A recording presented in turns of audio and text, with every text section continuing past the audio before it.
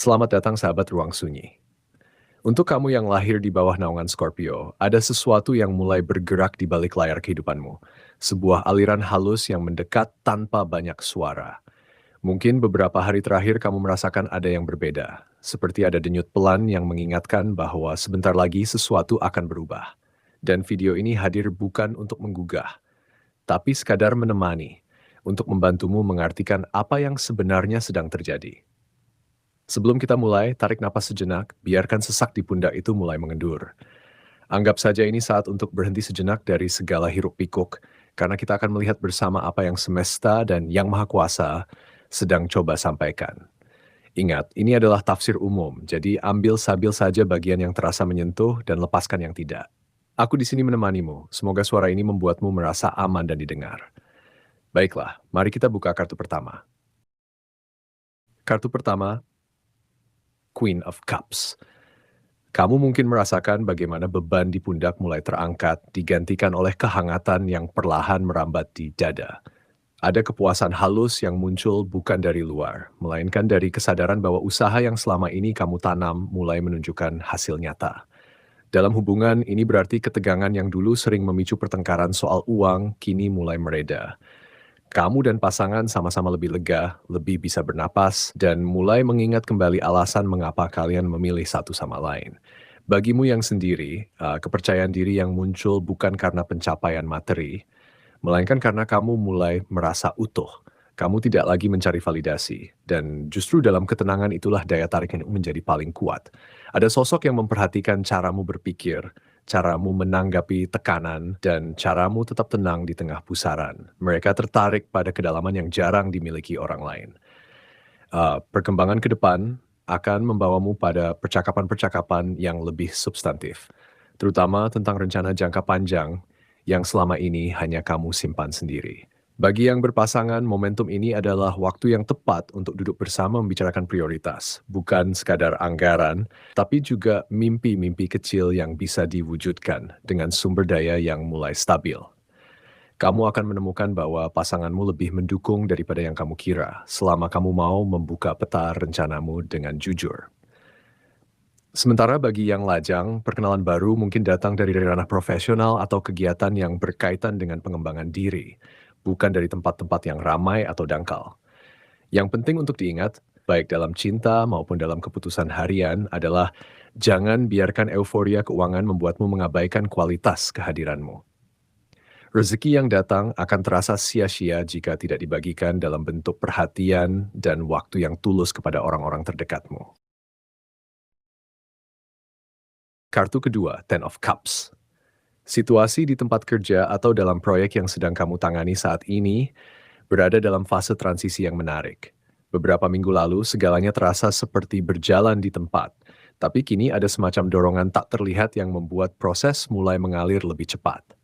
Pekerjaan yang sempat tertunda karena persetujuan atau bahan baku tiba-tiba menemukan jalannya. Atasan atau klien yang sebelumnya pendiam kini mulai memberikan respons positif. Bahkan beberapa di antaranya menyampaikan apresiasi secara terbuka. Ini bukan sekadar keberuntungan, ini adalah hasil dari kesabaranmu dalam menjaga kualitas di saat banyak orang mulai kehilangan fokus. Namun, ada tantangan halus yang perlu diwaspadai. Percepatan ini bisa membuatmu kewalahan jika kamu mencoba mengerjakan semuanya sendirian. Ada kecenderungan untuk merasa ini saatnya dan mengambil terlalu banyak peran. Padahal Ten of Cups mengingatkan bahwa kebersamaan dalam tim adalah sumber kekuatan terbesar saat ini. Di sisi lain, peluang kolaborasi baru mulai muncul, membawa tawaran yang tidak hanya menarik secara finansial, tapi juga memperluas jaringan dan keahlianmu. Ini bisa berbentuk ajakan untuk bergabung dalam proyek lintas divisi, atau bahkan tawaran dari luar perusahaan yang sejalan dengan visi jangka panjangmu. Keputusan yang perlu kamu ambil bukanlah soal menerima atau menolak, tapi soal memilih mana yang paling sesuai dengan ritme hidup yang ingin kamu bangun. Jangan takut untuk bernegosiasi atau meminta klarifikasi. Intuisi bisnismu sedang berada di titik paling jernih, dan kalimat-kalimat yang kamu ucapkan saat ini akan membuka pintu yang sebelumnya tertutup. Jika ada satu langkah yang perlu diambil dalam waktu dekat, itu adalah mencatat semua peluang yang datang sebelum membuat keputusan, sehingga kamu bisa melihat gambaran utuh. Ingat, rezeki tidak harus datang dalam bentuk uang tunai. Terkadang ia datang sebagai kepercayaan, dan kepercayaan itu sendiri adalah modal yang tak ternilai. Kartu ketiga, The Hanged Man. Aliran uang masuk ke dalam hidupmu memang terasa deras dan datang dari arah yang tak selalu kamu duga. Beberapa sumber bisa jadi adalah bonus pekerjaan yang sudah lama dinantikan, pelunasan piutang dari rekan atau klien, atau bahkan rezeki yang datang tanpa perhitungan, warisan kecil, hadiah, atau keuntungan dari investasi yang sebelumnya kamu pikir tidak akan berkembang. Ini adalah momen di mana arus kas tampak seperti sungai yang meluap setelah hujan deras, membawa serta rasa lega yang menggantikan kekhawatiran selama ini. Namun, The Hanged Man bukanlah kartu yang menyerukan perayaan berlebihan. Ia justru mengajakmu untuk berhenti sejenak, menarik napas, dan menahan dorongan untuk segera membelanjakan setiap rupiah yang masuk. Ada godaan untuk merayakan keberhasilan ini dengan hal-hal yang sifatnya konsumtif. Dan disinilah letak ujian sebenarnya. Bisakah kamu melihat aliran ini bukan sebagai hadiah, melainkan sebagai tanggung jawab baru? Kewaspadaan utama yang perlu kamu tanamkan adalah membangun kebiasaan menahan diri selama 48 jam sebelum melakukan pembelian dalam jumlah besar. Tanyakan pada dirimu sendiri, apakah ini kebutuhan atau sekadar pelarian dari kebiasaan lama yang kurang sehat secara finansial? Kamu bisa mengarahkan sebagian dari aliran ini ke tempat-tempat yang justru bisa memperkuat fondasi kehidupanmu, seperti melunasi utang berbunga tinggi, menyisihkan dana darurat, atau memasukkan sebagian ke instrumen investasi yang telah kamu pelajari sejak lama. Ada kesempatan untuk menabung dalam bentuk yang lebih kreatif, mungkin membeli peralatan yang menunjang pekerjaan, mengikuti kursus keterampilan, atau mendukung proyek orang lain yang nantinya bisa kembali menguntungkanmu. Inti dari pesan kartu ini adalah, rezeki yang besar nilainya bukan dari angka di rekeningmu, melainkan dari keputusan-keputusan bijak yang kamu buat saat uang itu ada di tangan. Tahan godaan, dan lihat bagaimana kemakmuran sejati mulai terbentuk dari kebiasaan yang sederhana, tapi konsisten. Kartu keempat, Queen of Wands. Melihat ke belakang, banyak keputusan finansial yang kamu buat dalam beberapa tahun terakhir mungkin terasa seperti jalan yang berliku, tidak pasti dan tidak pasti. Ada momen-momen yang kamu ragu apakah pilihan yang kamu ambil benar, terutama ketika hasilnya tidak langsung terlihat. Tapi kini, titik balik itu sudah tiba. Kamu memasuki fase di mana semua pembelajaran dari masa lalu, baik yang manis maupun yang pahit, mulai terangkai menjadi satu kesatuan pemahaman yang utuh tentang bagaimana cara mengelola sumber daya milikmu. Intuisi yang selama ini sering kamu abaikan tiba-tiba terasa begitu kuat dan jelas, seperti sinar terang yang menembus kabut. Ini adalah waktu untuk melakukan langkah ekspansi yang selama ini hanya ada di angan-angan. Melunasi kewajiban yang membebani pikiran, atau memulai investasi produktif yang telah kamu riset berulang kali. Ada keberanian baru yang lahir dari ketenangan, bukan dari nekat. Dan itu akan membedakan langkahmu saat ini dengan langkah-langkahmu di masa lalu. Peluang yang paling menjanjikan datang dari bidang yang sangat sesuai dengan keahlian dan minatmu, bukan hanya yang menguntungkan secara finansial. Kamu akan merasakan dorongan untuk mengambil keputusan besar yang melibatkan komitmen jangka panjang.